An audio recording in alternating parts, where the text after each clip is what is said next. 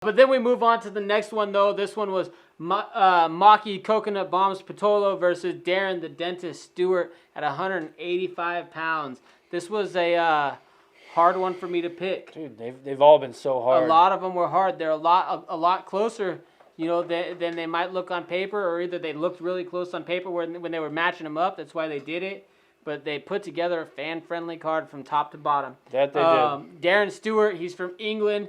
He's 11-5. He's 29 years old, 6 feet tall, 4 wins, 4 losses, and 1 no contest in the UFC.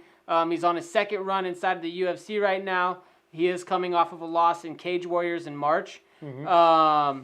He's going against Maki Pitolo, who's an American, who's 13-5, 29 years old, and then he earned his UFC contract on Dana White's Contender Series with a body shot that led to the fight being stopped there. And then right now he's coming off of a knockout win over Charles Byrd in round 2. What do you think about these guys? Dude, it's, you touched on it just going into it. It's another really hard fight to pick. So Darren, you did touch that he's on his second stint in the UFC. He also holds a black belt in Taekwondo. Yes. He likes to kick.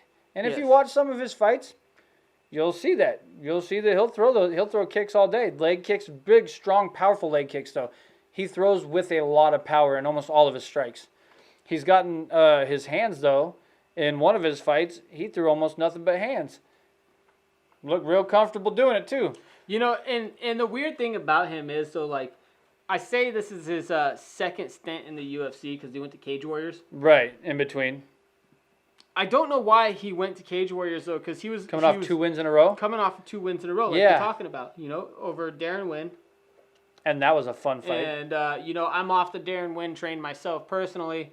But, he has been involved in some fun fights. He just comes up on the losing end of them.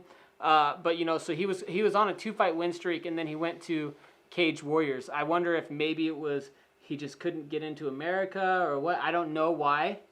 But it's kind of curious that he left because it's not very often. We do see it every once in a while where a guy leaves and they're on a win streak. But most of the time when the guys are leaving the UFC, they're exiting on losses. Right. Multiple losses too.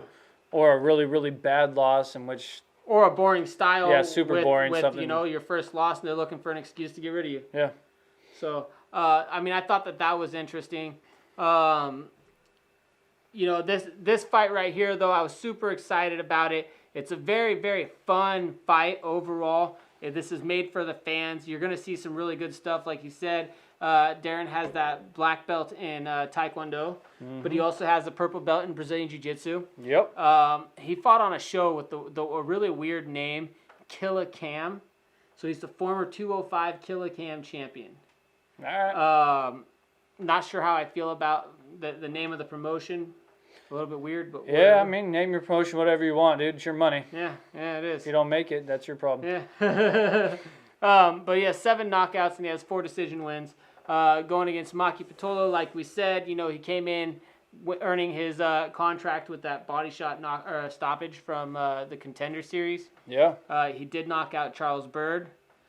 He's got a win in Bellator as well. He's a former Victory FC 170-pound champion with 7 knockouts. 3 submissions and 3 decisions. Mm-hmm. So, well, when I look at Wynn too, or not Wynn, but when Stewart fought Wynn, Wynn took him down. I think he attempted like 11, 12, some odd takedowns throughout the whole fight, and Stewart showed that he's good enough on the ground that he can not only stop some of those takedowns, but when he did get taken down, he too was able to get back up. And then in the later rounds, you saw Wynn was the tired fighter. Yeah. And Stewart still had a full tank of gas, it looked like, in the 3rd round in that fight. He was dancing around. He actually turned into a boxer, not a kickboxer. He was dancing around and just throwing this jab out while circling, and he looked really good doing it. You're going against the wrestler. You're able to pick him apart at that point. Mm-hmm. Why give him the leg and give him the chance to try to take you back down? Yeah, he just looked really, really good doing it, too. Yeah. Like he's not just a Taekwondo specialist. He has boxing, too. But with Pitolo, he is a boxer, and he's willing to brawl. if you watch And some of his fights. I love the way that he puts power behind his Mm-hmm. hands. I love the way he puts power behind his hands.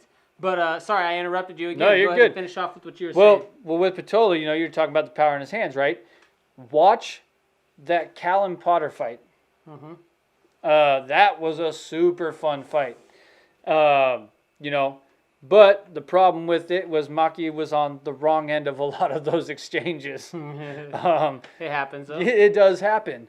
But you know, before I go into my pick, you got anything else to add on that? No, I'm good on that. All right, man. I'm ready. So for me, I think what you're going to see is, because there's not really a threat of wrestling with Maki, is I think you're going to see a lot more kicks from Stewart. I think he's going to work that leg, try to work the movement. That's the range that he needs to be at. Exactly. He needs to be at a striking range with the hands, but he needs to be at range where he can connect with the feet. Yep, and That's I going think to be his advantage right I there. think that's what you're going to see. I think you're going to see him try to take away Maki's movement. I think he's going to beat that leg up for a little bit. And then when you get in there, you're going to see in the second round, he's going to start landing some bombs. And Stewart is a very big middleweight. Very big. And very strong. But I have Stewart with a second round knockout. You got Stewart with the second round knockout. Yeah, buddy. All right, so you think that he's just going to be able to wear him down. He's going to use those leg kicks. I think he's going to take away that movement with the leg kicks, and then by the time the second round comes around, that's all she wrote. So we're different here again. So I've got Maki Pitolo winning by knockout in round 1. Okay. Like I said, I really like that power. I like the way that he mixes it up. I like the way that he transitions and throws to the body and to the head. I think that overall his hands look really good. His movement looks really good. Darren Stewart, he's got those 5 losses on his record. Mm-hmm. I just don't know that that he's gonna be able to really handle what Maki's gonna do with the hands. We'll find out though. I mean, he went to a decision with Shabazian.